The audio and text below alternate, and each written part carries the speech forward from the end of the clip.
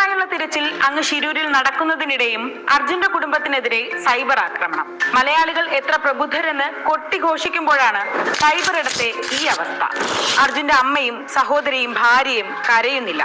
മാധ്യമങ്ങൾക്ക് മുന്നിൽ കൂസലില്ലാതെ വന്നു നിൽക്കുന്നു എന്നതിൽ തുടങ്ങി കുടുംബത്തിനെതിരെ വ്യാജ വീഡിയോ പ്രചാരണം വരെ സൈബർ സ്പേസിൽ നടക്കുന്നു. വാർത്താ സമ്മേളനത്തിൽ അർജുന്റെ അമ്മയുടെ സഹോദരി അർജുന്റെ അമ്മയോട് സംസാരിക്കുന്ന വീഡിയോ എഡിറ്റ് ചെയ്താണ് പ്രചരിപ്പിക്കുന്നത്. ഇതിനെതിരെ ഇപ്പോൾ അർജുന്റെ കുടുംബം കോഴിക്കോട് സൈബർ സെല്ലിൽ പരാതി നൽകിയിട്ടുണ്ട്. ആ കുടുംബത്തിന്റെ അത്താണിയായിരുന്നു അർജുൻ. അങ്ങനെയുള്ളവനെ കാത്തിരിക്കുന്ന കുടുംബത്തോടാണ് മുഖമില്ലാത്ത പേരില്ലാത്ത ചിലർ എവിടെയോ ഇരുന്ന് തോന്നിയതെല്ലാം വിളിച്ചു പറയുന്നത്.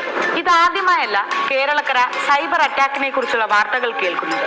ഇതിനൊരു അവസാനമില്ലേ എന്നതാണ് ചോദ്യം. ഏതാനും ദിവസങ്ങൾക്ക് മുൻപാണ് ഒരു സിനിമാ പ്രമോഷനുമായി ബന്ധപ്പെട്ട് നടി അമല പോൾ ഒരു കോളേജിലെത്തിയത്. അന്ന് അവർ ധരിച്ച വസ്ത്രത്തിന്റെ പേരിൽ ഇന്നും നടക്കുകയാണ് ബുള്ളിയിങ്. ഒരു മാസം മുൻപാണ് സൈബർ അറ്റാക്കിന് പിന്നാലെ തിരുവനന്തപുരത്ത് +2 വിദ്യാർത്ഥിനിയായ ഇൻസ്റ്റഗ്രാം ഇൻഫ്ലുവൻസർ ജീവിതം അവസാനിപ്പിച്ചത്. ഇക്കഴിഞ്ഞ ഏപ്രിലിൽ ചെന്നൈയിൽ ഒരു കുഞ്ഞ് അപ്പാർട്ട്മെന്റിന്റെ ബാൽക്കണിയിൽ വീണു. അയൽവാസികളൊക്കെ എത്തി ആ കുഞ്ഞിനെ രക്ഷിക്കുകയും ചെയ്തു. പക്ഷെ സൈബർ ഇടത്തെ നല്ലവരായ ആളുകൾ ആ കുഞ്ഞിന്റെ അമ്മയുടെ നേരെ തിരിഞ്ഞു. കുഞ്ഞിനെ ശ്രദ്ധിക്കുന്നതിനെ കുറിച്ചും വളർത്തുന്നതിനെ കുറിച്ചുമെല്ലാം ക്ലാസ് എടുപ്പായി. ഒരു മാസം കഴിഞ്ഞ് നാം കേട്ടത് ആ യുവതിയും ജീവൻ ഒടുക്കിയെന്നാണ്. സെലിബ്രിറ്റികൾ, മന്ത്രിമാർ, നേതാക്കൾ, സാധാരണക്കാർ വരെ ഇന്ന് സൈബർ ബുള്ളിയിങ് നേരിടുന്നു. ഫേസ്ബുക്ക്